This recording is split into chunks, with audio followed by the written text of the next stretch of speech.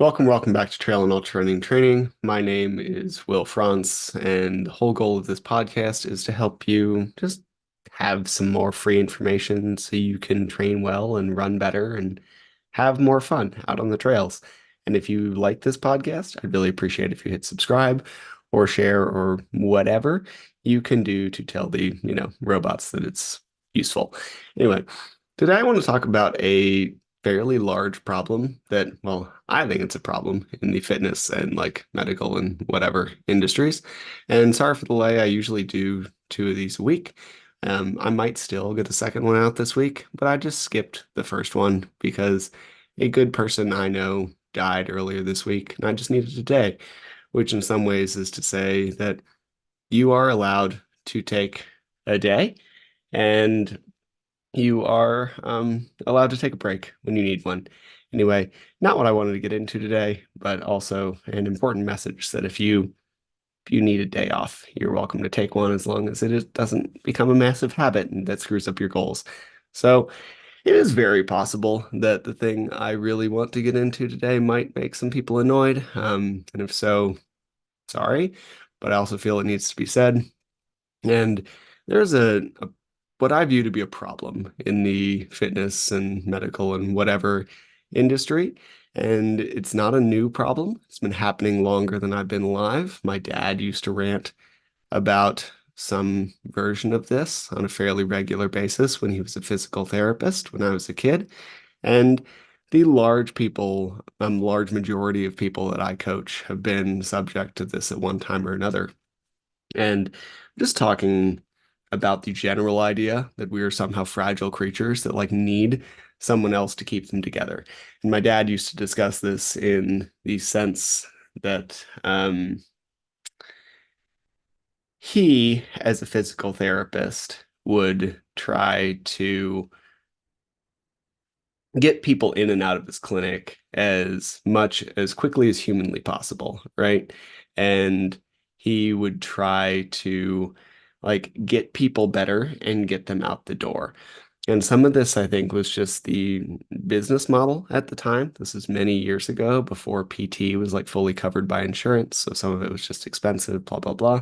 But some of it was a thing that he held on to for as long as he practiced because he felt like it was important. He felt like it was actually how he should do his job.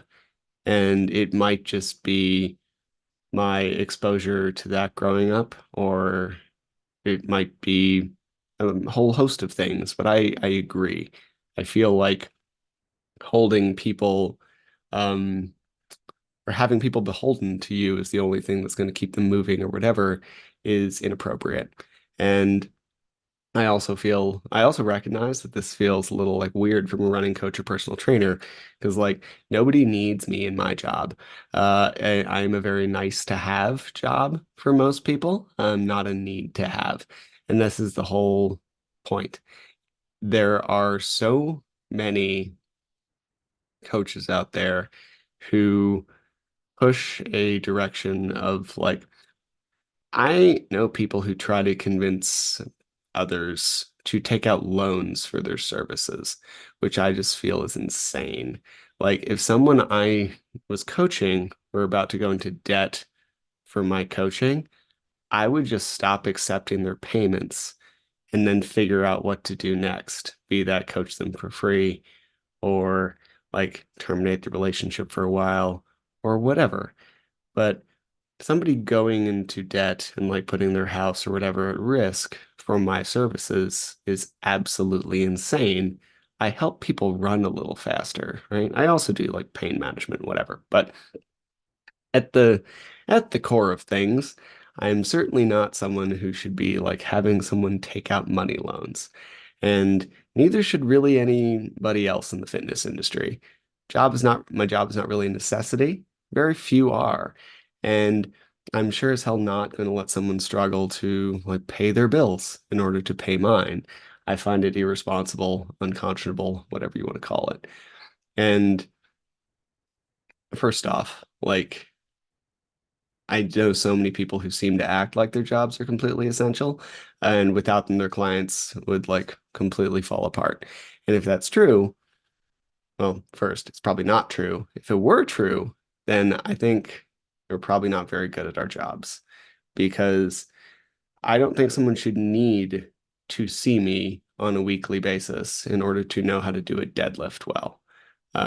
I don't think someone should need a weekly manipulation or a PT visit or rehab or whatever in order to move well. And yes, in the initial stages after an injury or recovery or whatever, then that's really appropriate. This is why there's like an actual prescription for amount of visits, etc. And I think it's very appropriate to see someone on a weekly basis for, depending on the injury, up to a few months, right? Maybe a year. But it's very rare that it's going to last a lot longer than a few weeks for most injuries. Because at that point, if the therapy was good, we know the movements we need to do. We've done some of the like modalities like dry needling. And if you need to see the person again, it probably doesn't need to be twice a week. It might just be once every like couple months to make sure that things are going well. We should be able to move well on our own without this like massive level of upkeep that we see on like this incredible daily, whatever, weekly basis. And I just I don't agree with the idea that we need a weekly adjustment or need to meet a personal trainer or need a like 60-minute stretching session every morning just to get our body to work. And I know there are exceptions. This is one of the things, like I put an email about this the other day, right? So like yesterday, I have no idea. Um, and this is the part that I don't think I'm able, like I really got into enough there where there are absolutely people who probably do need weekly therapy and might need it for a very long time. For example, if you're paralyzed from the waist down and relearning to walk, you're going to have daily therapy for an indeterminate amount of time until you either learn to walk again or you get really good at wheelchair stuff, right? Um, and I don't want to belittle that because that's probably the most important thing that you can do in something related to my profession or medicine or whatever, but it's not the norm. The norm is that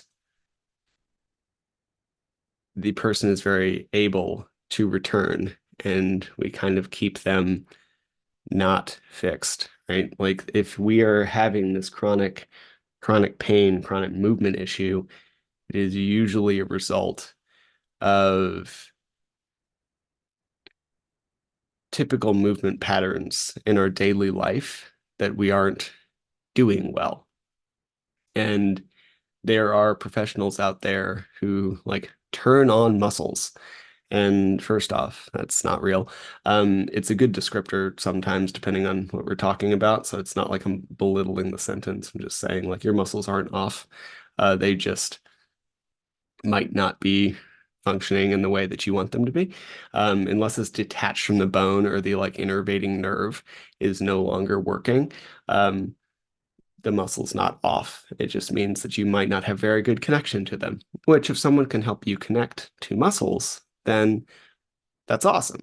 I think it's great. But the solution is not going to be a weekly visit to someone who charges you $200 to like poke you and turn on muscles. It is going to be get your muscles like functioning and then do a bunch of work on a daily basis to actually maintain that connection so they continue to work. And I'll be the first to say that like pain is complicated, right? There's massive physical aspect to pain. Um, a broken femur hurts. I've heard a there's a big thing or a big like subset of the back pain people now. There's like two camps, and one of them is very much like there is no such thing as physical back pain. It's all mental. And then there's the other complete side where it's like Stu McGill, where it's like there is no every like every cause of back pain is a completely physical thing. And both of those are like half of the story. If we actually combine them together, then that's pretty close to the full picture. It's not this like dichotomy. There is what we're now referring to as like a biopsychosocial model of pain, because pain is complicated. We don't understand it. And anybody who says they fully understand pain is just either lying or deeply misinformed, right? We don't always just like get out of pain. You don't necessarily rehab pain. You often have to unlearn pain because while there is often a very physical aspect to it, we also learn that things hurt. And if you wake up every day telling yourself that something hurts, then it's going to hurt. And if you just know certain movements are going to hurt, then they will. Um, for example, my knee has bursitis, and at any given time, I can think about it, and it immediately jumps to about a 2 out of 10 pain. And if I don't think about it, it usually just does its knee thing. So it's not a big deal. But there's like actual physical structural damage there that just doesn't feel great. And if we're able to kind of unlearn that in a way that's safe, then that's helpful. A while ago, I trained someone who saw multiple professionals every week, like spent hours in clinicians' offices, and he had a lot of money. So I get the feeling that people just saw him as an easy way to like keep a consistent weekly paycheck because this person would come to me and tell me how they needed to have their like quads and hamstrings separated from the like fascial tissue because it was all bound up, and they were doing dry needling and shockwave therapy and whatever else, and they've been doing this for a very long time. Then I would put this person on either like a leg press or a hamstring curl or something else, and we'd dial up the weight, and he would not really enjoy it. And then in a few months, he was walking again because he was just walking well again. He came in walking. He was just massive limp. And there's a long history here that I'm not going to share publicly for like what the deal was with this human being. But when he came to me, he was just weak and he needed to get stronger so that his body trusted him to move well again. And it's not like he completely got him out of the woods. There was a very good reason why his body got weak in the first place. He used to be an athlete. But there is a there is a thing where I don't think we need to keep people beholden, I guess. I find it irresponsible to keep people dependent.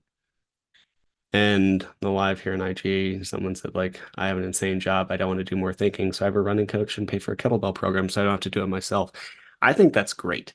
Like, I don't want to belittle that at all.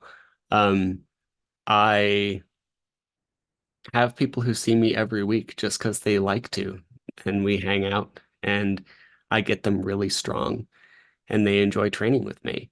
And I'd be really sad if they left, to be honest. However, um, they could. They could leave and get really good results.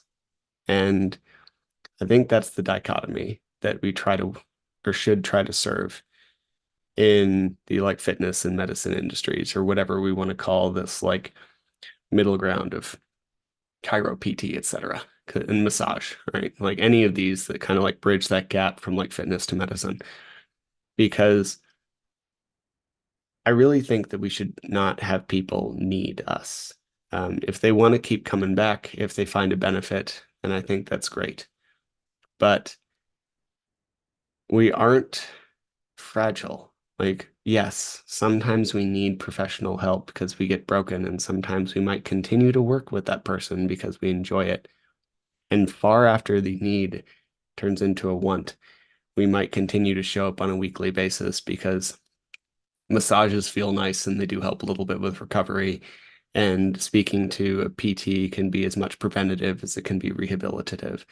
And having me design your training allows you to like have another, I don't know how much time I spend thinking about my own training, but a good chunk of time on a weekly basis, just that you don't have to think about it and you can go do the work, right?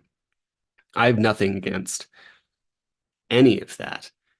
But if we continue to like need a professional to remain a functioning human, then I feel like something just isn't right.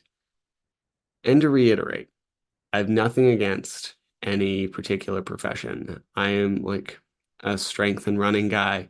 There are chiros, there are massage therapists, there are PTs, there are doctors, there's whatever. And I referred people to all of these professions. I just see a lot of us in this like fitness and medicine industry who use a position of power to sometimes keep people dependent. And I disagree with it. And in my opinion, like any practitioner or clinician or whatever, should have a long-term goal of helping a person become independent. Some people may never get there. Some people may never want to get there, and that's okay. I truly believe that like our goal, my goal, people who have similar things to my job should be to provide people with the tools to move past the like regular use of my services if they so choose. And some of that just comes down to the fact that there's always this like continuing influx of like hurt, struggling people.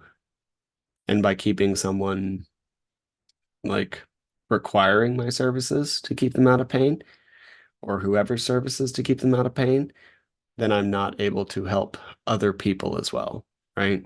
I'm just lowering my ability to help others because my books are full with people who should already be rehabbed or able to do their rehab on their own. The general goal is always to like help someone create long-term progress. And as far as long-term progress, the ability to be independent is the defining factor, which is why I provide a bunch of free information. That's why I provide like 50K programs and strength programs and nutrition and hydration and whatever. Because if someone wants to make progress faster, then I'm here to help. And if you want some help, then shoot me a DM or text me. My number is like 505-702-6192. It's totally fine. This podcast doesn't have enough of a listenership for that to be a problem. So we'll set up a time to chat for like 15 to 20 minutes and see if I can even help you. And during the chat, I'll provide you a bunch of advice and see if you need to talk to me any further. I guess sometimes we chat for 20 minutes and we solve all the problems and you just go on your way. And at that point, if you decide you want some coaching, great, we'll talk about it. If not, also great, we'll go on our separate ways. I strongly dislike coaching people who don't want to be coached almost as much as I love coaching people who do want to be coached.